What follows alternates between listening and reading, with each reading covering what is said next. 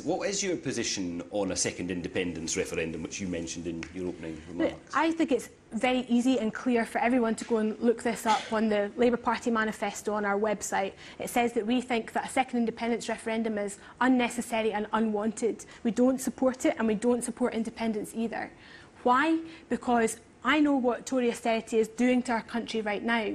Take that and add an additional £15 billion worth of cuts on top of that, and that's what you would get with independence. The economics have fallen apart. That opposition that you've set out, is that shared by Jeremy Corbyn? Is that also Jeremy Corbyn's position? Absolutely, categorically. And every time Jeremy Corbyn has been in Scotland, he's warned against independence and the turbocharged austerity that it would bring. Well, you can, I'm sure, understand why some people might find this confusing. Here's what Jeremy Corbyn said on this earlier today.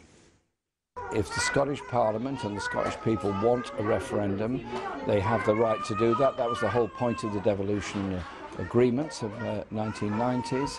I think any referendum should take place, if there is to be one, after the Brexit negotiations are concluded, because this is the most important thing.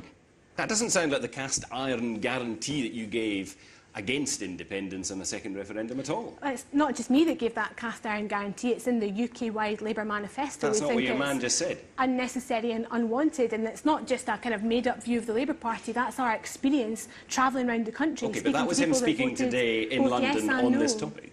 I understand that, but all I can do is point to you the manifesto of both the Scottish and the UK Labour Party. Yeah, but he's the leader of the Labour Party, and you're campaigning to make him Prime Minister of the United Kingdom. He's not saying he would block another independence referendum.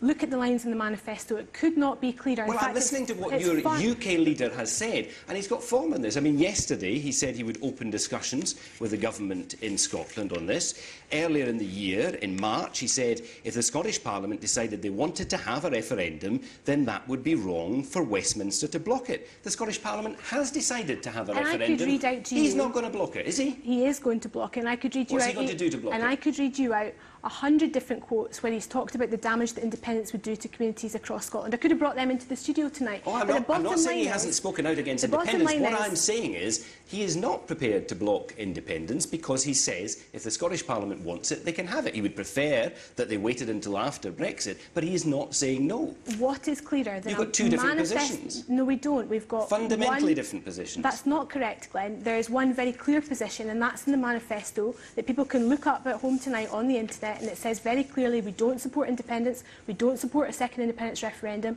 because of the turbocharged austerity that it would bring. I've mentioned that to you several times already. Yeah, but that's not what he said. It says, in fact, it's in the manifesto, Glenn. That is the programme for government. So it doesn't matter what the leader of the Labour Party says, it only matters what's written in the manifesto. You picked one 10-second quote there. I'm pointing to you to an entire record and a manifesto, a programme for government that says we're opposed to independence and a second independence referendum. It couldn't be clearer than that.